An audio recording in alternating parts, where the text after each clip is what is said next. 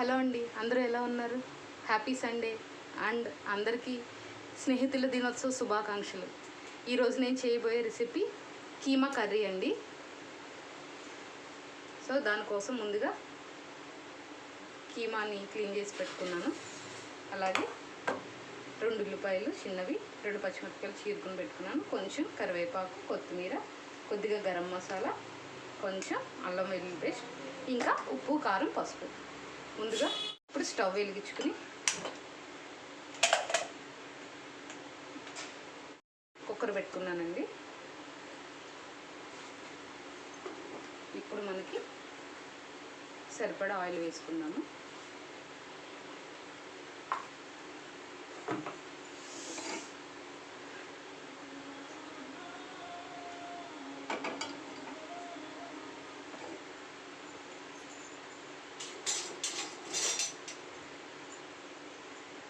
చాలా ఈజీగా కుక్కర్లో కీమా కర్రీ చేసుకోవచ్చండి. మనం 1 విజిల్లోనే కర్రీ రెడీ అయిపోతుంది మనకి. ఆయిల్ వేడెక్కింది. ఇప్పుడు ఉల్లిపాయలు వేసుకుందాం, అలాగే పచ్చిమిర్చి, అలానే కరివేపాకు.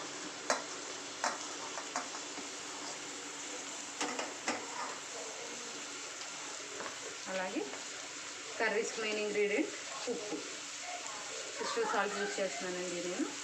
కొంచెం ఉప్పు వేస్తే ఉల్లిపాయలు తొందరగా మగ్గుతాయి.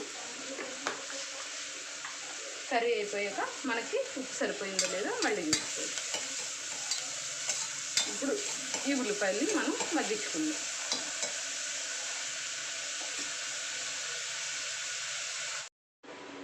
ఒకసారి మూత తీసి చూద్దామండి.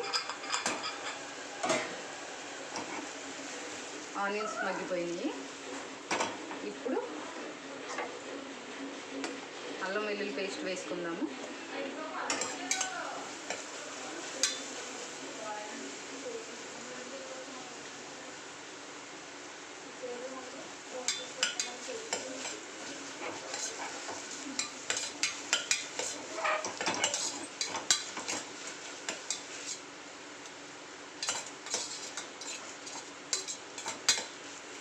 కుక్కరు లోతు ఎక్కువ వల్ల మనకి వేగింది లేదు సరిగ్గా అనిపించట్లేదు. అదిగో కొంచెం అల్లం వెల్లుల్లి పేస్ట్ వేసాము, వేగింది. ఇప్పుడు మనం శుభ్రంగా కడిగి పెట్టుకున్న కైమా వేసుకుందాం.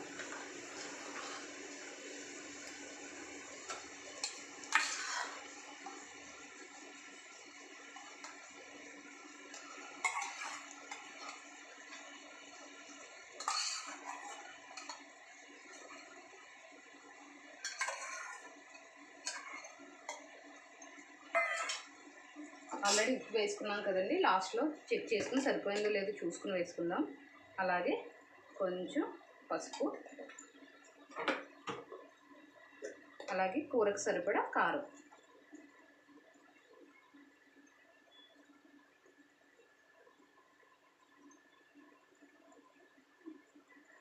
మీ టేస్ట్ని బట్టి మీరు వేసుకోండి.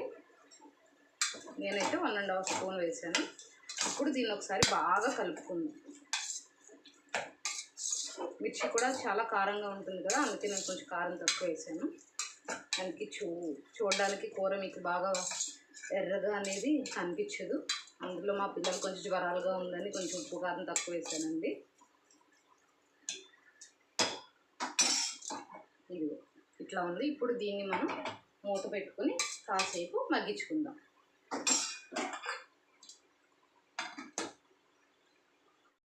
ఇప్పుడు ఒకసారి మూత తీసి చూసుకుందామండి. ఇదిగో వాటర్ వచ్చింది కదా మనకి. ఇంకా వాటర్ అది వేరే వేయనవసరం లేదు, కనిపిస్తుంది మీకు. అదిగో వాటర్ వచ్చింది. ఆ వాటర్తోనే కైమా కుక్ అయిపోద్ది మనకి. సో ఇప్పుడు మూత పెట్టుకొని సిమ్లో పెట్టుకుని 1 విజిల్ వచ్చే వరకు ఉంచుదాం. నేను సిమ్లో పెడతానండి, 1/2 ఇంచ్ కుక్కర్. సో 1 విజిల్కి మనకి కర్రీ రెడీ అయిపోతుంది. ఇప్పుడు ఒకసారి మూత తీసి చూద్దామండి.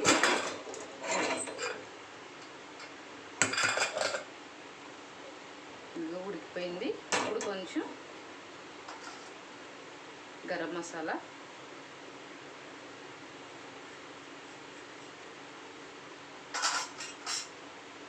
అలాగే కొంచెం కొత్తిమీర వేసుకొని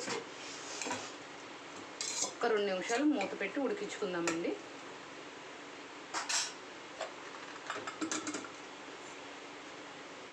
ఇదిగోండి నా స్టైల్లో వేడి కీమా కర్రీ రెడీ. ఒక్క చుక్క కూడా వాటర్ పోయకుండా కుక్కర్లో ఎంత ఈజీగా కీమా కర్రీ తయారు చేసుకోవాలనేది నేను చూపించాను. ఈ ప్రాసెస్ కనుక మీకు నచ్చినట్లయితే మీరు ఒకసారి ట్రై చేసి చూడండి, చాలా టేస్టీగా ఉంటుంది. అలాగే మీకు నచ్చినట్లయితే ప్లీజ్ లైక్ చేయండి, షేర్ చేయండి, అలాగే సబ్స్క్రైబ్ చేసుకుని పక్కనున్న బెల్ ఐకాన్ని క్లిక్ చేయండి. నేను వీడియోస్ పెట్టిన ప్రతిసారి మీకు నోటిఫికేషన్స్ వస్తాయి. Thank you.